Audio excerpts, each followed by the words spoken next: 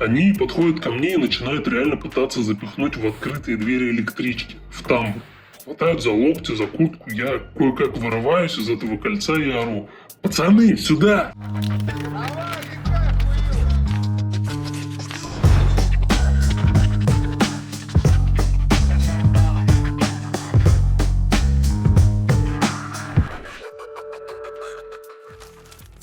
Coltrane Backjump.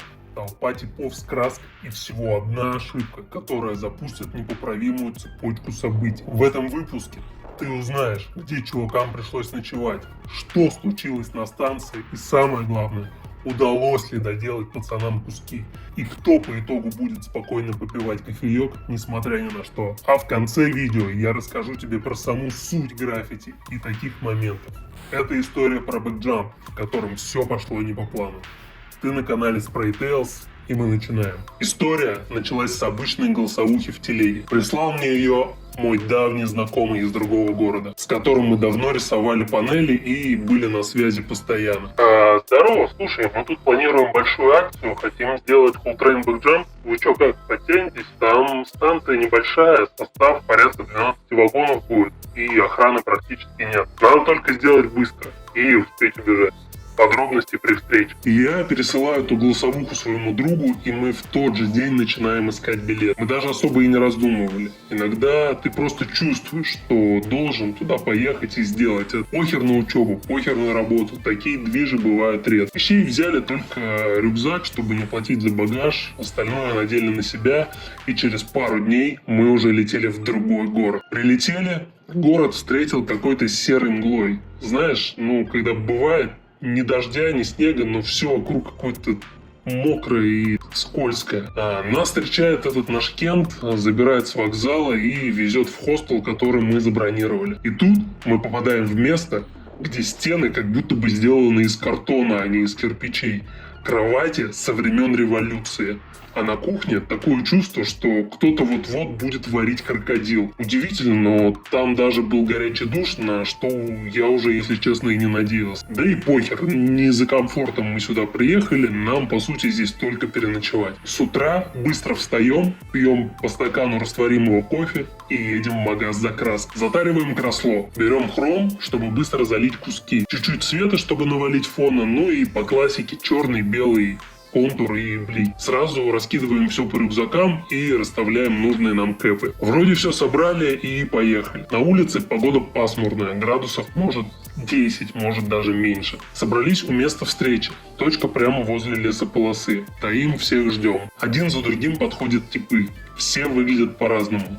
Кто-то в вадике, кто-то в найке, кто-то даже был в Бербери и охуел. Но у всех есть одно общее. Это краска в пакетах. Таким макаром набралось человек, наверное, 30, может быть даже больше. Когда все собрались, мы начали планировать, кто и где будет рисовать. Нам с другом выпал второй вагон. Делаем на нем мы 2 титуби куска с общим фоном. Решаем, что заливаем быстро каждый свой кусок. Потом один идет делать фон, а второй делает фишки и блики следующему. Все звучало довольно идеально, и мы должны были уложиться в максимум 10-15 минут. Наступает тишина. Последние 5 минут перед экшеном всегда есть какой-то мандраж.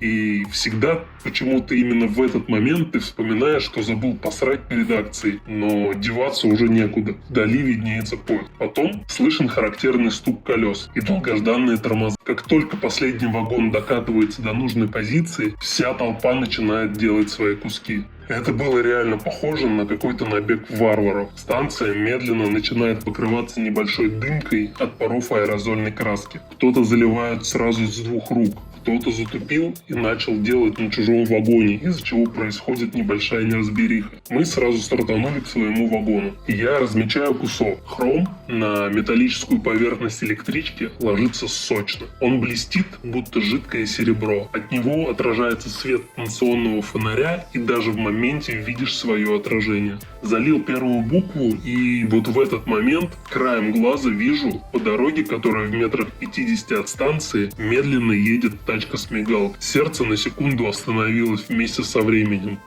Я перестаю дышать и уже думаю, как отсюда сваливать.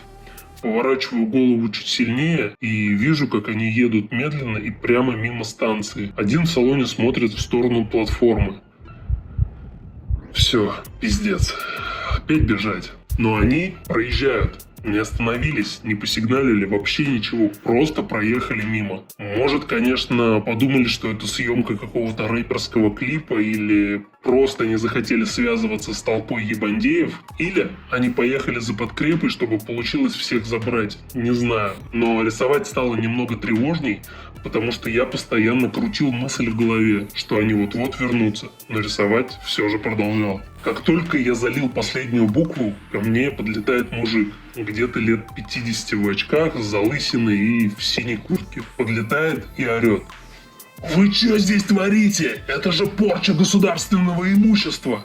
Я продолжаю рисовать, не обращая на него никакого внимания. Его, видимо, это как-то задело. Он достает телефон и буквально тычет мне в лицо, начинает снимать. Я отворачиваюсь, но он ходит за мной по пятам и сует телефон мне в лицо. Хотя, если честно, я даже не понял, зачем это было сделано, если мы все равно все были в масках. Ну да ладно, дело его. Все это сопровождалось криками: «Я сейчас полицию вызову, я вас всех заснял!» Орет он, как будто это лично его электричка, а он хозяин этой железной дороги. Тут я уже не выдерживаю и говорю: «Старина, себе нахуй!» Он начинает бычить, толкает, хватает меня за руку, завязывается словесная перепалка. Но это ни к чему не приводит, и он вроде как уходит. Но это был не конец, а только начало. Минут через 5 этот же мужик возвращается. Но не один, а с 3 такими же начальниками железной дороги. Один сильно прибитый, второй почему-то в пуховике и с сумкой.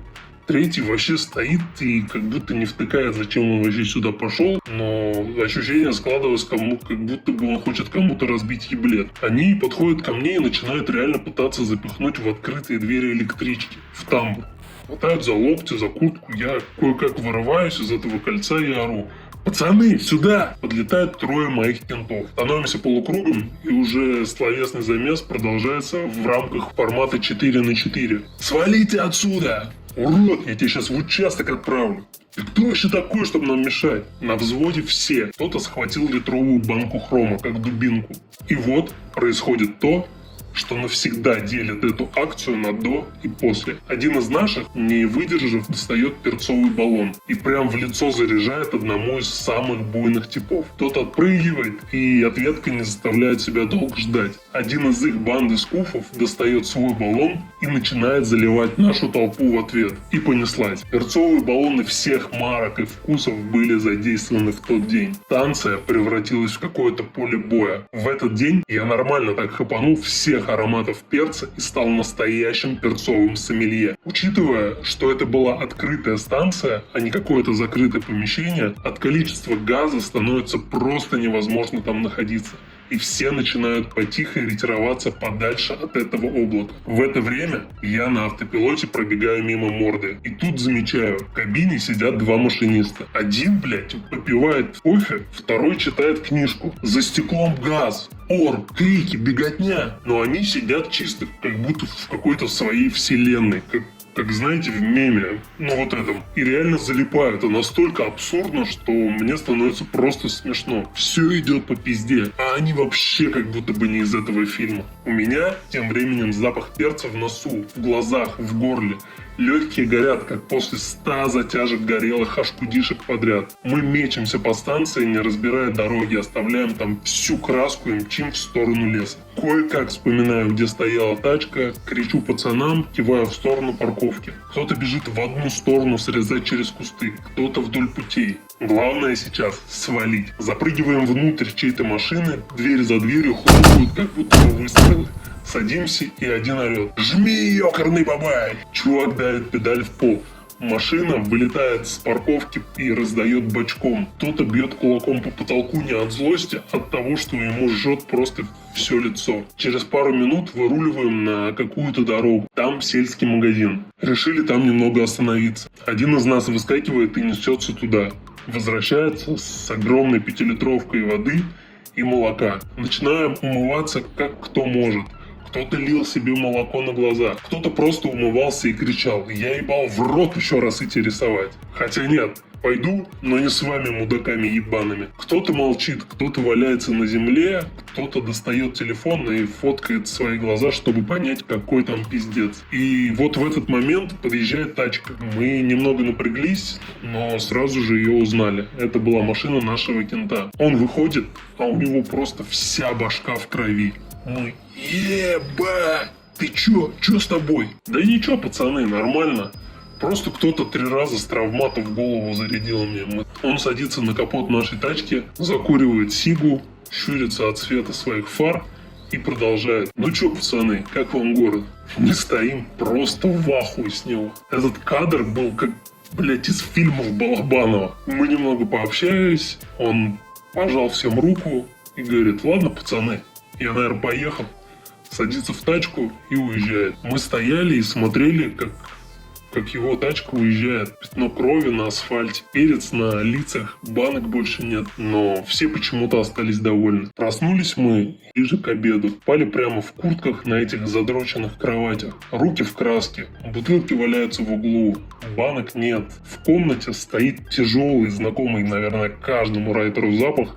Смесь краски, пота и перегара. Каждый раз, когда заходили разговоры про тот бэкджамп, кто-то вспоминал какой-то новый фрагмент. Это была одна из тех вылазок, которые навсегда остаются в голове. Причем не потому, что мы нарисовали что-то великое и пиздатое, и не потому, что это там попало в сети и там все про нас узнали. Потому что это было просто кайфово и адреналиново. Что бы я сделал по-другому, если бы у меня была такая возможность? Да ничего. Да, можно было выбрать какой-то спот потише и съездить, например, на какую-то конечку ночью. Наверное, да, это можно было бы все сделать. Но согласись, тогда бы это уже не была бы та самая история. Я понял, что в граффити самое ценное — это даже не куски, а пацаны, с которыми ты делишь момент. Потому что кусок, по сути, это просто пыль. А вот момент, который ты потом сможешь разделить с друзьями, это по-настоящему бесценно. Если тебе понравился этот ролик, то, пожалуйста, нажми лайк, напиши комментарий. Это очень сильно помогает в продвижении. И до скорых встреч. Пока.